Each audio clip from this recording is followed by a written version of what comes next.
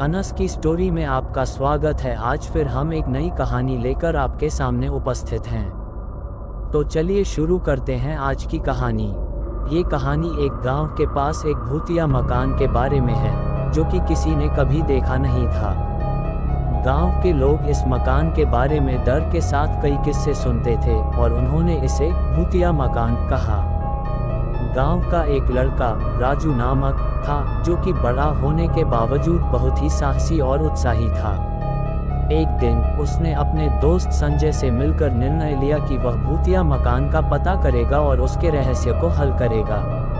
संजय ने डर के बावजूद राजू का साथ देने का निर्णय लिया। वे दोनों बहुत ध्यान से तैयारी करने लगे और भूतिया मकान की खोज में निकल पड़े।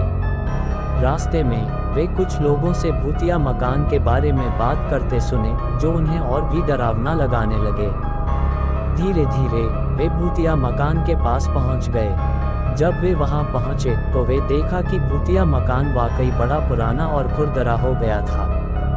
बिना डर के वे मकान की तरफ बढ़े और दरवाजे की ओर बढ़ते हुए उन्होंने दरवाजा खोला। मकान के अंदर वे एक अद्वितीय सी तस्वीर देखते हैं। एक पुरानी तस्वीर में एक खुदाई जा रहे आदमी की छवि। ये छवि कुछ विचारों में खो जाती है और राजू और संजय को विचारशील बनाती है। वे मकान के अंदर और भी अधिक जाते हैं और देखते हैं कि मकान अद्वितीय है। कुछ कमरों में वे रॉकिंग चेयर और विंडो के पीछे बैठे बोतल्स और पुरानी फोटोग्राफ देखते हैं। एक कमरे में वे एक पुरानी पुस्तक पाते हैं जिसमें एक अजीब अल्फाबेटिकल सूची है, जैसे कि आ, ब, स, क, व। ये सूची कुछ बीते युगों के ज्ञान को दर्शाने वाली है और राजू और संजय को और अधिक अजीब लगता है। वे मकान के बाहर निकलते हैं और वहां अपने दोस्तों को अपनी खोज के बारे में बताते हैं। उनके दोस्त भी कुछ समझ नहीं पाते हैं और उन्हें ये बताते हैं कि यह सब बिल्कुल अद्वितीय है। फिर एक दिन राजू और संजय वही मकान की ओर बढ़ते हैं, लेकिन इस बार वे कुछ अजीब आवाज़ें सुनते हैं। कुछ सिसकियों की तरह चीखने की आवाज़ें आती हैं और वे मकान के अंदर बढ़ते हैं और देखते हैं कि वहाँ कुछ गांव के लोग हैं जो मकान में कुछ अजीब रीति रिवाज कर रहे हैं। राजू और संजय इसे और अधिक जानने के लिए मकान के अंदर बढ़ते हैं और उन्हें ये पता चलता है कि वे एक पुरानी पूजा कर रहे हैं, जिसमें एक अजीब सी मूर्ति और अनुष्ठान हो रहे हैं। जब राजू और संजय मकान में छिपकर बैठते हैं तो उन्हें ये पता चलता है कि वे लोग कुछ अद्वितीय कविताएं पढ़ रहे हैं, जो जैसे कि किसी अनजान भूत के आगमन का संकेत है। राजू और संजय बहुत डरे हुए होते हैं, लेकिन वे देखते हैं कि वहाँ एक छिपकर बैठे लड़का है जो कुछ विचारशील लग रहा है।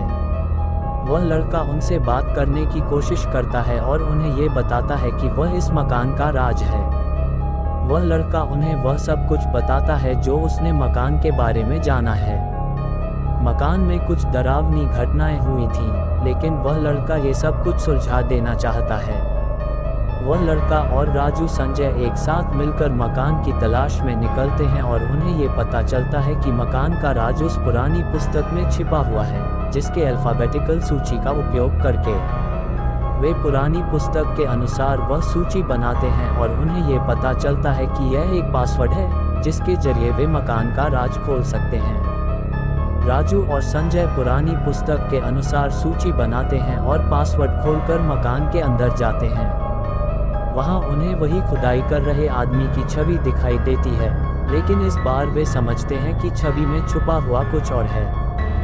वे वही खुदाई जारी रखते हैं और में वे एक पुरानी छड़ी की खोज में सफल होते हैं, जो कि वह छवि को खोल देती है। छड़ी खुलने के बाद वे एक बड़े सुनहरे संदूक के साथ खड़े हो जाते हैं और वे ये जानकर चौंक जाते हैं कि मकान का राज यह है कि यह संदूक किसी पुरानी चोरी का छड़ी है और इसमें कुछ मूर्तियां और ज्वेल्स हैं। वे संदूक की तलाश में जुट जाते हैं, लेकिन तभी वह लड़का उन्हें रोक देता है और उन्हें बताता है कि यह संदूक खतरनाक है और इसका खुलना किसी अच्छी बात के लिए नहीं होगा। राजू और संजय वह संदूक छोड़कर मकान को छोड़ते हैं, लेकिन उनके दिल में ये ख्याल बसा रहता है कि क्या वाकई उन्हें ये संदूक छोड़कर जाना चाहिए। कहानी का अंत कुछ खुदाई वाली संदूक के बारे में बताता है और यह कि राजू और संजय क्या फैसला लेते हैं। फिर कुछ अद्वितीय घटनाएं होती हैं और कहानी एक रहस्यमय समापन पर आती है। अगर आपको वीडियो अच्छी लगी हो तो प्लीज़ वीडियो को लाइक करें और चैनल को भी सब्सक्राइब करके बेल नोटिफिकेशन को ऑल पर प्रेस कर दें। Thanks for your watching.